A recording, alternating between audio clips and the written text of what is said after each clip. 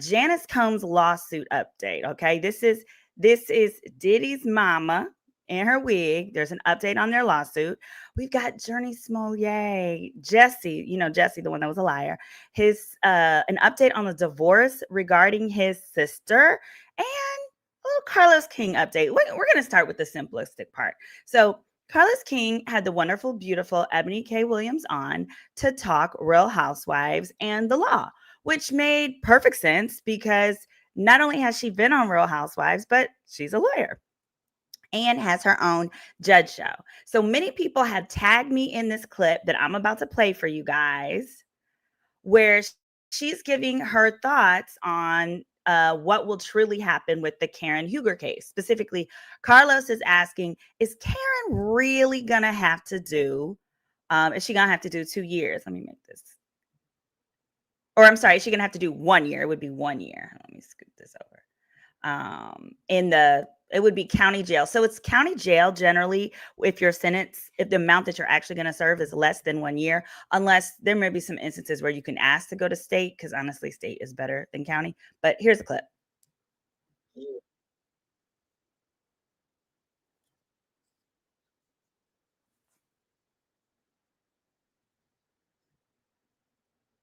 Oh, hold on. I wasn't sharing the right one. Hold on. Goddamn Lifetime. Let me start this out. Here you go. Movies. I don't know where y'all getting this good behavior out in 6 months bullshit from. No, sir. No, sir. No, sir. No, sir. Let me tell you what. Tell us, girl. This is not a federal. So that good behavior, think of that as how people think about and talk about common law marriage. It's more or less a legal myth.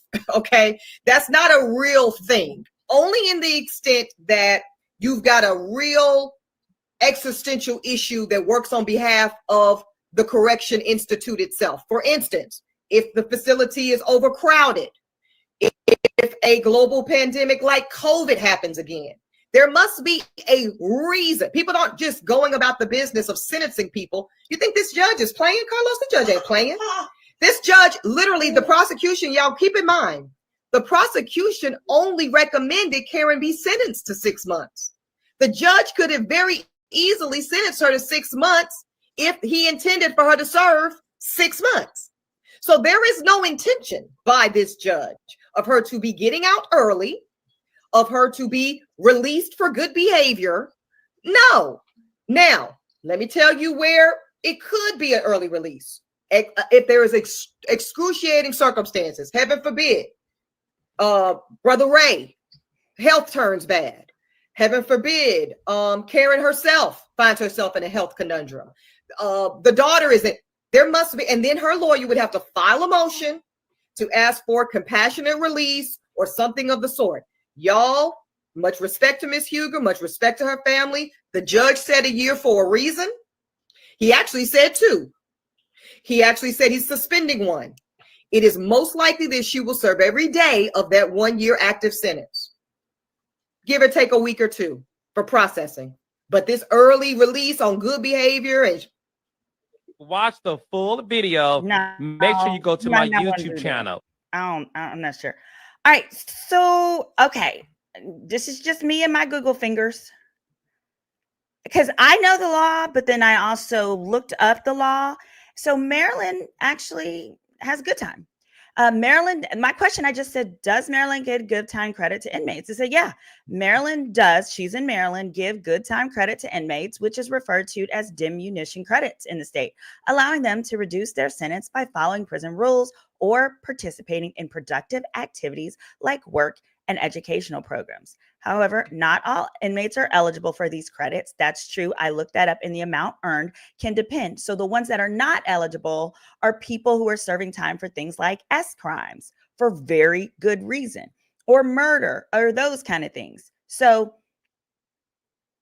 I'm going to respectfully disagree, but she absolutely, I think perhaps Miss Williams is confusing federal time, because federal time you're supposed to do day for day. No, she can't be, because we all know this clearly isn't a federal issue. But anyway, federal time is day for day. But no, county jail, absolutely. And I actually think that the judge, gave her a 1-year sentence because he wanted her to do 6 months. So I actually think the opposite. And the reason I say that is because I also looked up Maryland. And in most counties in Maryland, if not all, you get 30 days credit for every, you can get up to 30 days credit for every 30 that you served, up to, not necessarily. In other words, if you are very well behaved, you can get your time split in half. So that's just what, so I saw a lot of comments where people were like, I'm not a lawyer, but that's not true.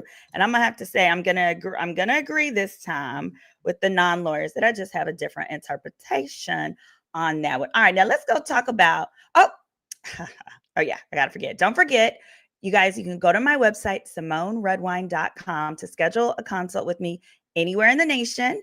You go to SimoneRedwine.com, Simone with a Y. I absolutely love doing these consults. All kinds of different issues, from I think I'm going to be fired. What are some things I can do to protect myself? I was given this release to sign off for this settlement. Is this good?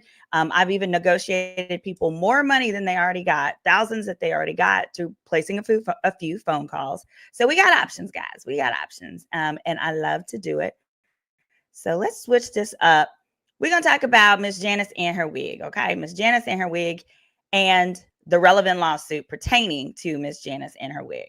So many have asked me to break down the Janice Combs lawsuit that was filed recently by Kirk Burrows. Kirk claims he previously was an executive with Bad Boy, and he previously sued Diddy unsuccessfully, claiming that Diddy came into his office with a bat, forcing him to sign over his shares to Bad Boy. Let me start by saying this. I believe him. I believe it happened. I know that's how things were operated. Then. But unfortunately for him, he simply waited too late, and that case was previously dismissed under the statute of limitations. So when this case came around, and some people tagged me and were like, hey, can you tell us about this case? Sure, it's going to be real simple. The Janice Combs case, the case Kirk Burrows filed against Janice Combs really has no feet, meaning it has no legs. I don't see it working for the same exact reason, which is statute of limitations.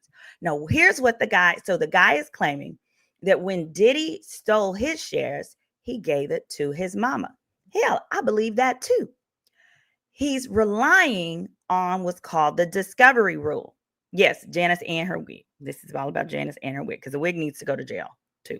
This is a civil case, though. So the wig needs to be punished. Let's say it like that. So he's claiming the discovery rule, if applied to Miss Janice, will make it so that it's not too late to bring the claim. Specifically, here's how the discovery rule works. It means there are certain circumstances where otherwise the statute of limitation has passed. But if you can show that you did not discover the harm until a later date, in part because of fraud that was committed or something that was done by the person that hurt you to hide the harm, or perhaps maybe the harm was not discoverable until a later date, then at that later date, whatever it is, the statute of limitations can start counting from there.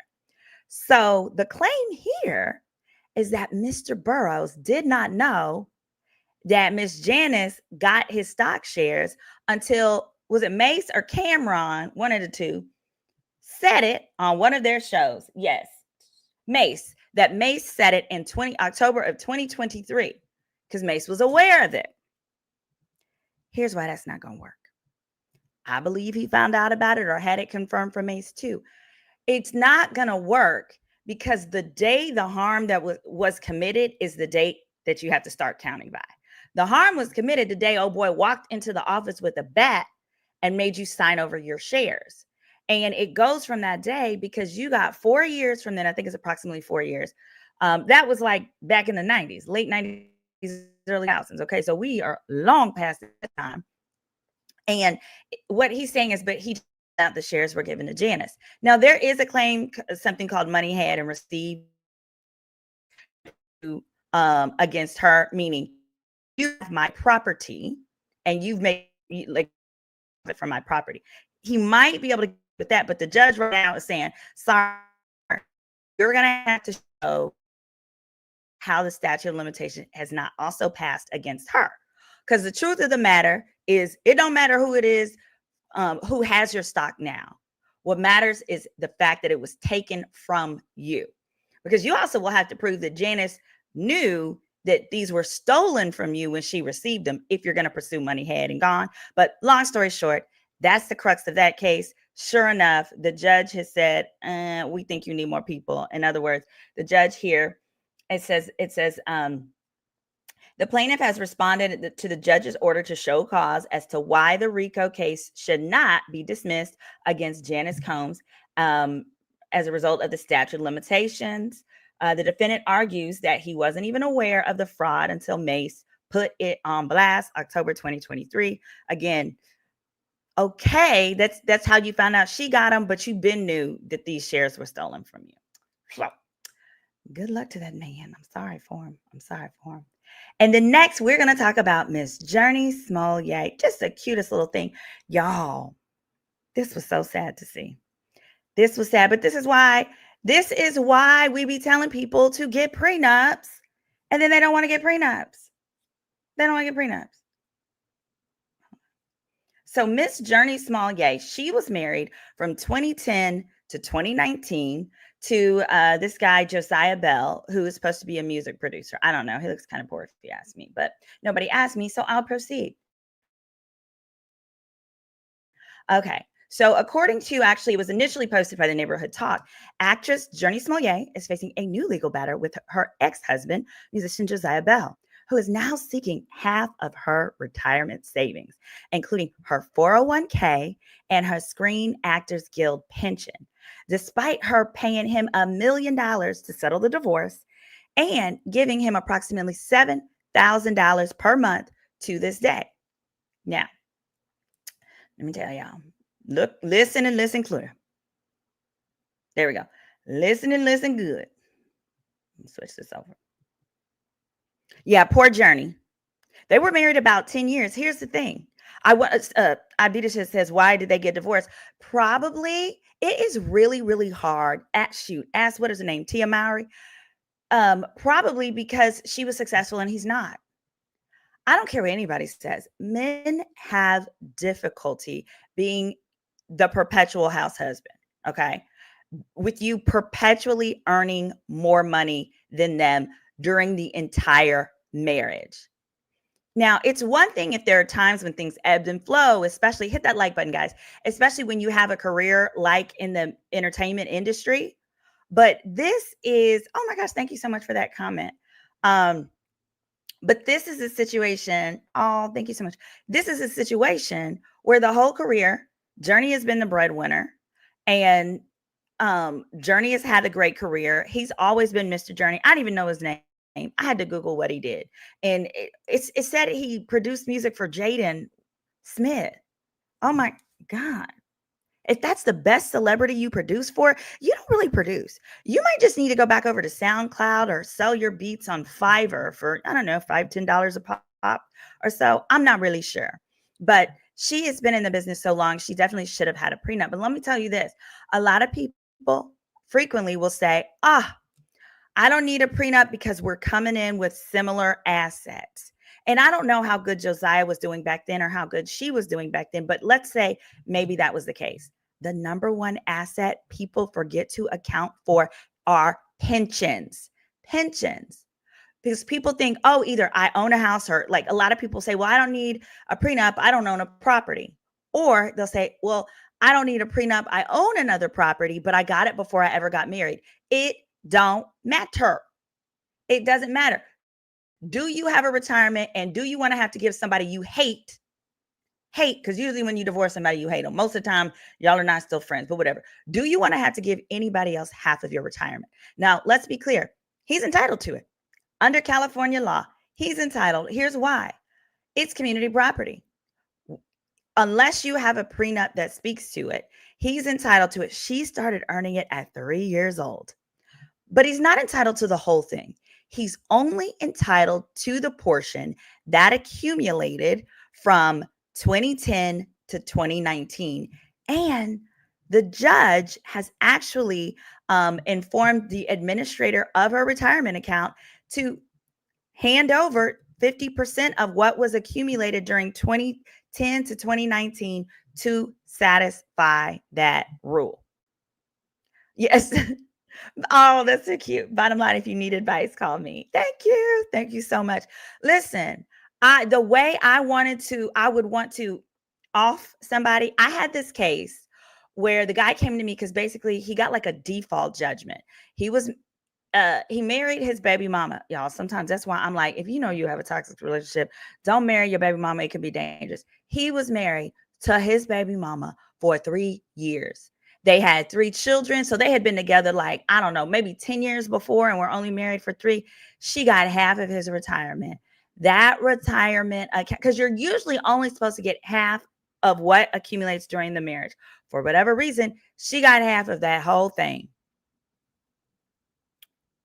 It was 150,000 in there. Or no, 200. So she was entitled to 100. That man was so mad, he spent it. He spent it all. I don't know what he spent it on, but he spent it. Oh, here's another piece of advice. I want you to listen and listen hard. Take this video. I'm going to make a snippet, share it with any friend you have going through a divorce right now. With those retirement accounts, because you frequently do have to split it with your spouse, that spouse you might hate.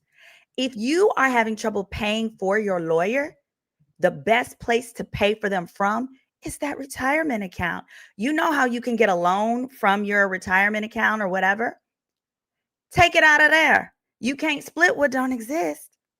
Now, you'll need to consult with your lawyer to do it. But when you have that lawyer consultation, you say, okay, how much is his retainer? And they tell you $10,000. You say, all right, I want to pull it from my retainer, from my pension. You may as well. That way, in other words, you are making your spouse pay for your divorce lawyer, whether they want to or not. Especially because if you do it before a divorce has been filed, or before, let's say you're the one that's filing, you can do whatever you want with the money. After certain things get filed, then there are rules that say you can't use this or that money. But generally, you can absolutely tap your pension to pay for your lawyers. I'm talking about your pension, not the other person's pension. So again, let me know if in the comments if you've ever heard of that advice. Tap your own 401k if you need, help get into that 10,000, 20,000, whatever it is. Go on and give that retainer over to your lawyer from your pension, because otherwise you're going to have to split it with your spouse. Also, if let's say the retainer is, you can ask them to double the retainer. Maybe it's 10. Say, I'll go ahead and give you 20. Because at the end of the divorce, guess what? If the lawyer doesn't use all of it, they have to give you back the balance of your retainer. It's better that it's in your pocket, or that you can use it towards child support or something like that, than that you have to give it away to the other party. Okay. So I hope that helps. And that, ladies and gentlemen, is kind of the summary on the Jurnee Smollett divorce. So it looks like she's going to have to give it over. But I just wanted to fact check and give you the fun fact clarification. Number 1, it's only the amount that accrued during the divorce, which is 2010 to 2019, not the money from when she was 3 years old, etc. However, they're going to need, there could be like interest accruing, blah, blah, blah, like that. The other part though, y'all, that really sucks. Notice she doesn't get any of his retirement. Why? Because he ain't got none. He don't have none. He spent his money. So the thing that really messes you up is if you get with a financially irresponsible person, and let's say you're the only one putting into the retirement and they don't put a dime in there, they still get half of yours. So if you need to make sure that your spouse is matching the 100% of their 401k and all of those things. Because the way I want to get rid of that man, he could have put something to the side. You don't have to have a 401k to save for retirement. He could have got an IRA. He could have done a number of things. It says, but if you take a loan from your retirement, don't you have to pay it back eventually? No, you don't. Nope, you don't. There will be penalties. But again, that's money that you're otherwise going to have to give to your spouse anyway. So you may as well reduce what you're going to have to give to your spouse. So no, you don't have to pay it back from your retirement. It depends on which one you take it back. Instead, if you don't have to pay it back, you do receive a penalty on your taxes, which is generally like 10%. And it depends on, let me clarify, it depends on which type of retirement you take it from, IRA versus 401k, et cetera, et cetera. But you can absolutely loan yourself. And one thing that I've done before is in Houston, we have a lot of federal national disasters. If there's a national disaster, even if whether it hurt you or not, like one didn't hurt me, but I wanted to go, I don't know, buy something. Oh, buy a new nose in Turkey. So I took money out. If you take it out within 90 days of the government declaring it a national disaster for your county, you do not have to pay the penalty. That's because the government wants people to be able to dip into their 401k if there's a national disaster. Duh. So you got that there. All right, we got Jurnee. We got up. Next up, we've got Fact Check Tasha K. Fact Check Tasha K. All right, so we did a little breakdown on Tasha K. In part because she had this post. Let me pull up this little post. I need to show y'all something. Oh no. Here we go. I'm gonna show you guys this one. Hold on.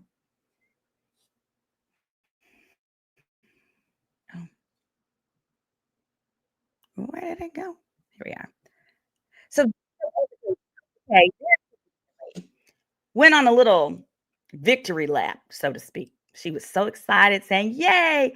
And let me tell you about this brilliant marketing, the way that she did it. She was like, yay, I'm so happy. I settled my bankruptcy lawsuit. Woo, woo, yay, yay.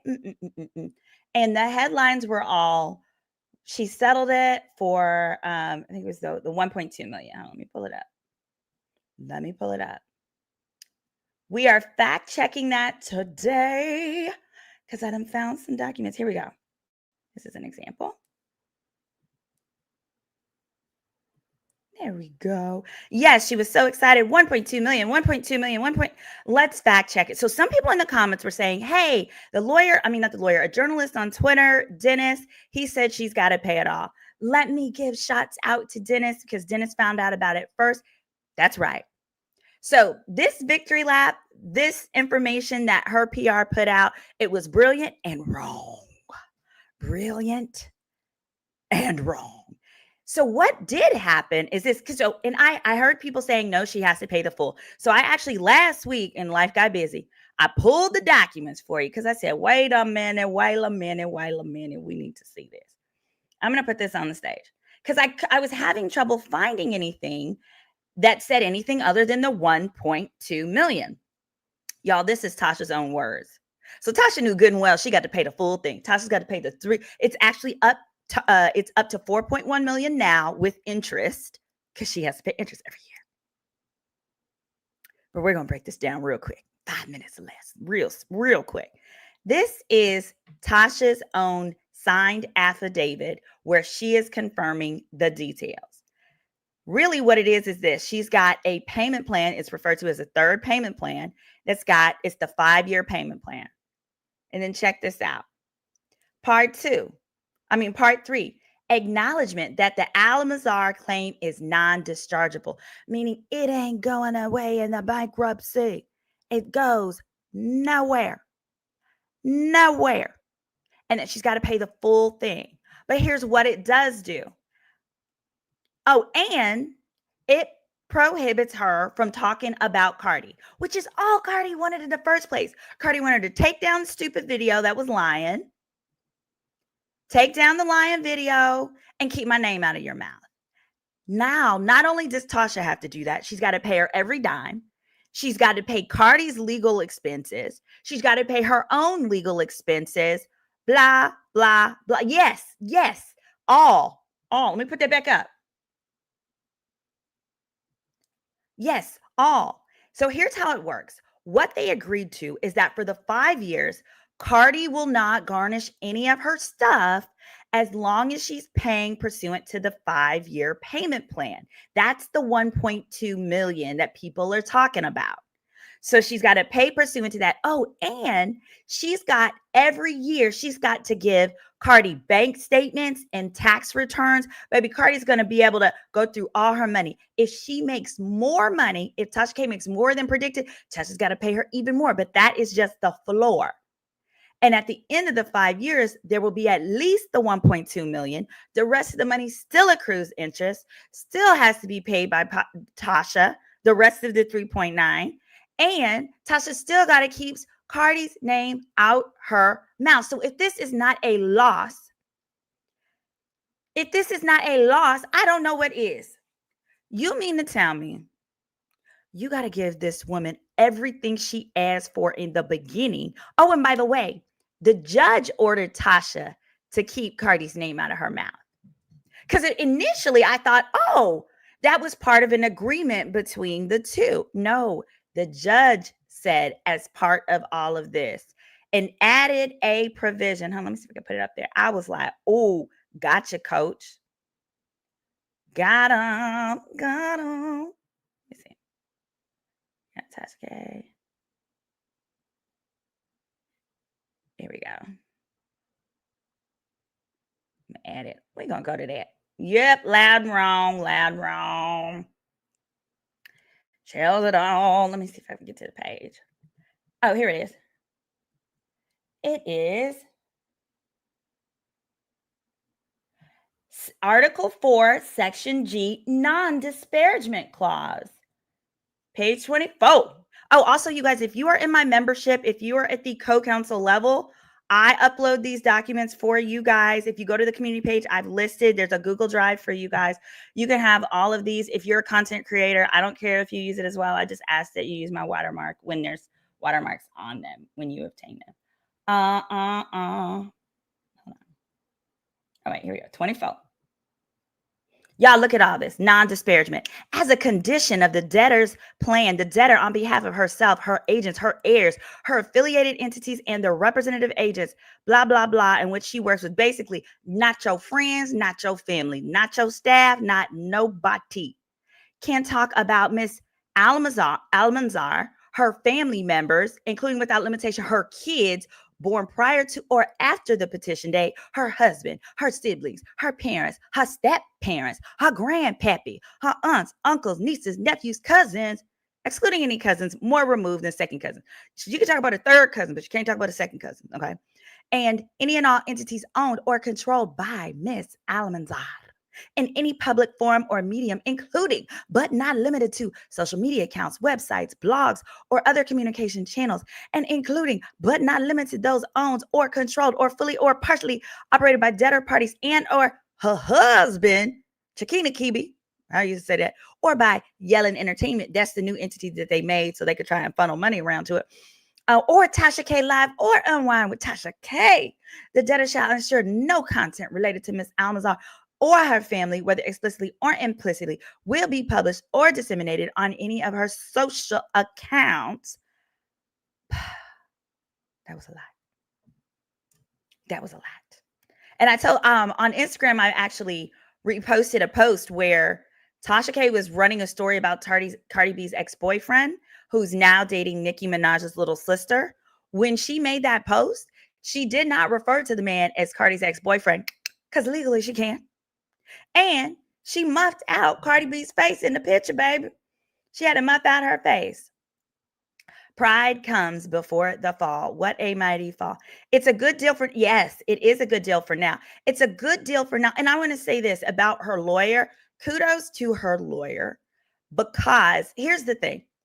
I believe that when Tasha K filed for this bankruptcy, she just thought, I lost the case. I'll file bankruptcy and won't have to pay a dime.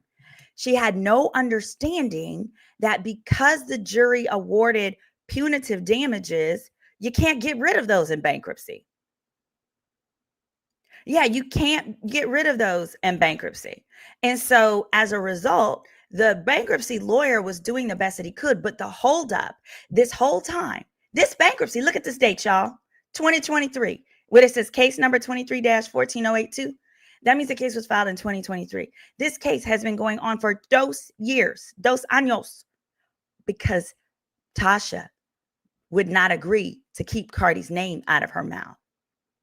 Tasha wouldn't agree.